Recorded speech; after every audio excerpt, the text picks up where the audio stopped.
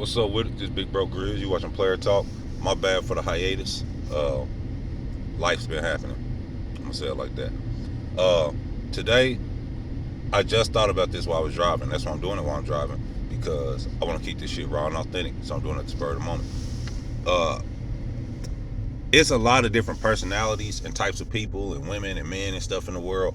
And like I said, I talk to people from a similar demographic or background as myself. So I've come to the conclusion it's more than this, but I'm gonna say it's three different types of women you gonna come across while you out here dealing with women, trying to talk to women and flirt and just live your life and shit. And my comparison is, you got the Nicki Minaj, you got the Cardi B, and you got the Meg the Stallion type, right? So when I talk about these women, like we talking about music and stuff, I'll kind of bash them all into the same category as women that rap about their cootie cat a lot. I'm not a big fan of that. It's just only so much of that you can take in. And then when every female rapper is rapping about it, get old real quick. But as similar as these women all seem, they rap about a lot of sexual shit. They wear the long ass weed. They got their cheeks out and shit like that. These women are very different. So like, I'm gonna give you an example of the Cardi B type chick. When you run across a chick like the Cardi B type chick, how'd I describe her? It's no smoke and mirrors. Like it ain't no mirage. And what I mean by that is, she the type, like she'll genuinely love you. Like she'll genuinely like fuck with you and love you. But like, she from the same place you from, so y'all fucked up in the head a little bit. You know what I mean? Y'all got hood tendencies and shit. So like, she the type, she'll be loyal. She'll be her definition of loyal, but she will be loyal. But her definition of loyal will be like, if a nigga is offering the right price, and that ain't necessarily always a money thing. It could just be an opportunity or a scenario or situation. She'll bust down. But so you said I thought she was loyal. I thought, you know what I mean? I thought you were gonna say something other than that. Nah, she'll bust down.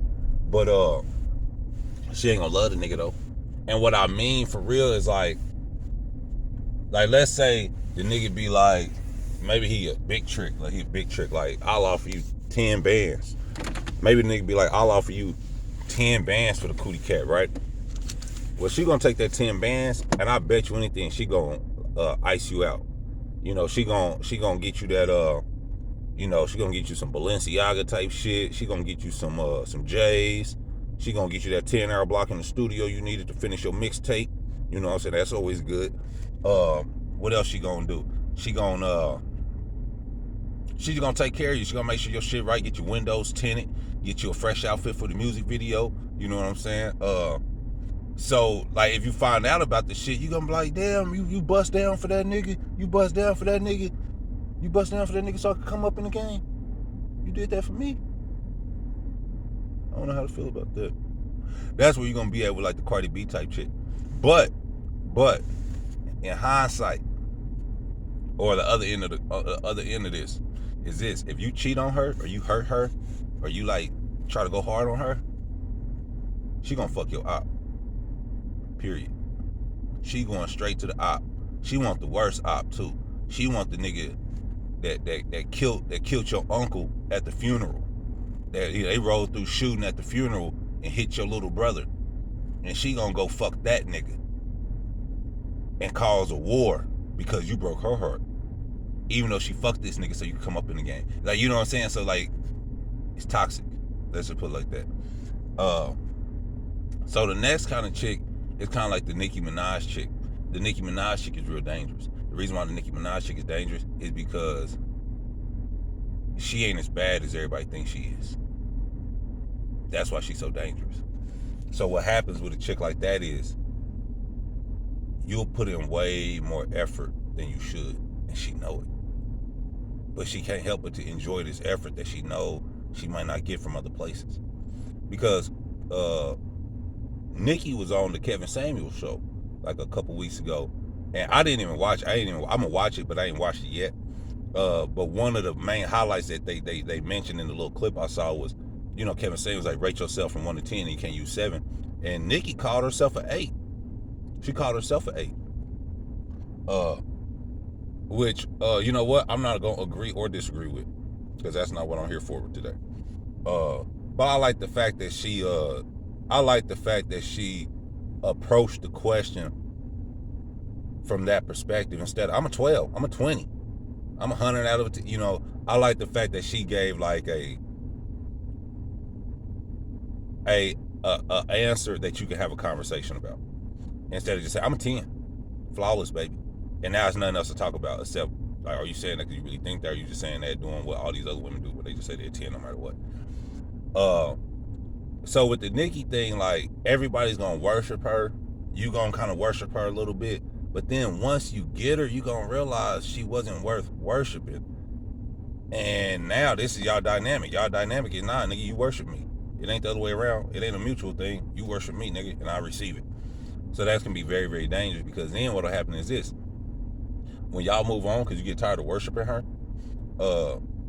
she'll have this complex now in her mind and shit like this. Now I know what I deserve. That's what they'll say. They'll say, ever since dealing with you, even though you wasn't good enough, I know what I deserve now. Now I ain't gonna settle for nothing less than what you did. But what you did wasn't good enough, so I'm gonna need more than that and some. You know, this is like a weird narcissistic type thing going on here. Now the Meg, like, let's say the Meg Thee Stallion thing. What's up with Meg? Meg is the chick, like, what would I say Meg is? I'm gonna be honest. It's hard for me to read Meg, because I like Meg. I like her outside of the music. Like, I think she nice on the mic. Like, I like how I even know her voice is kind of deep.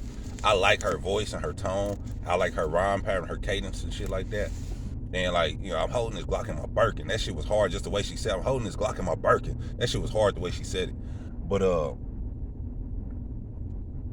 I like Meg. Like, when I first saw Meg, my big bro Mark, he showed me a video, and she was looking all good, had like a fishnet thing on. I was like, damn, you know. But when I listen to music, I was like, she's rapping about her cootie cat.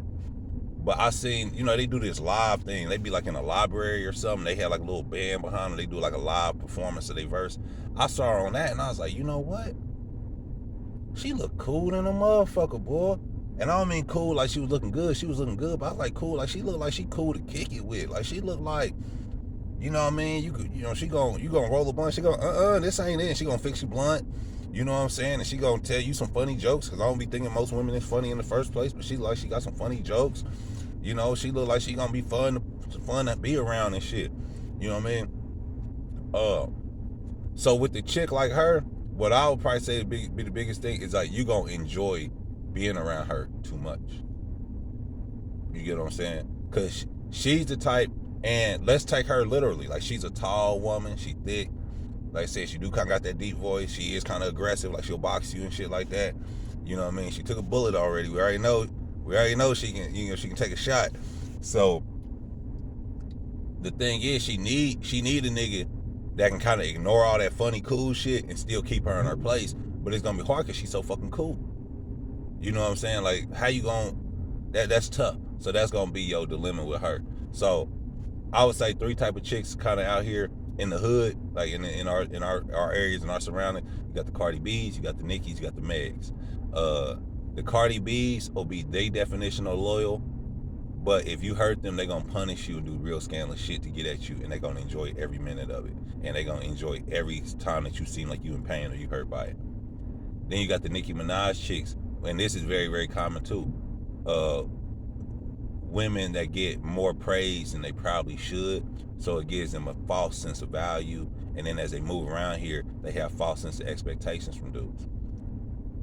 You know, and then the third one is the Meg chick, the chick that you like too much, which prevents you from being able to be masculine like you should be, and you get too buddy with her, and instead of you understanding how to balance that out, you fall too much into how cool she is, and now it's too friendly, and you can't keep her kind of in her feminine place. So those are like 3 types of chicks that I think is out here that y'all might want to look out for, and I just use a couple popular artists to kind of compare them to. This is Big Bro Grizz. You watching Player Talk, and stay tuned.